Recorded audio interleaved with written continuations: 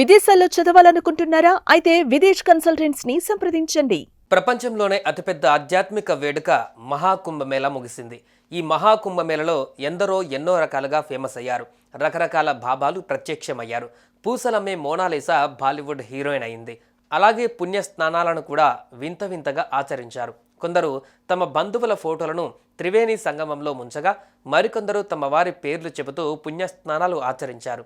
అయితే ప్రస్తుతం కుంభమేళలో ఓ మహిళ చేసిన పని బాగా వైరల్గా మారింది. మహాకుంభమేళకు వెళ్ళిన ఓ మహిళ అక్కడి నుంచి తన భర్తకు వీడియో కాల్ చేసింది. ఆ తర్వాత ఆ ఫోన్ని నీటిలో ముంచి తీసింది.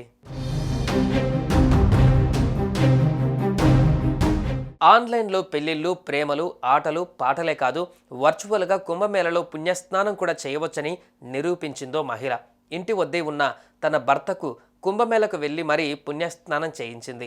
తన ఫోన్ నుంచి భర్తకు వీడియో కాల్ చేసి ఆపై ఫోన్ను గంగా, యమున, సరస్వతి నదుల కలిసే త్రివేణి సంగమంలో ముంచింది. ప్రస్తుతం ఇందుకు సంబంధించిన వీడియో నెట్టింట తెగ వైరల్ అవుతుండగా అంతా షాక్ అవుతున్నారు.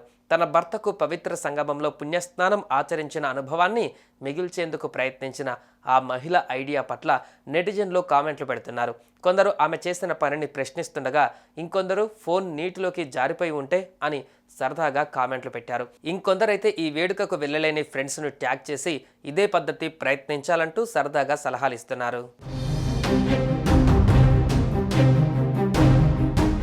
సుమన్ టీవీలో మీ పర్సనల్ అండ్ బిజినెస్ ప్రమోషన్స్ కోసం కింది నెంబర్కి కాంటాక్ట్ చేయండి.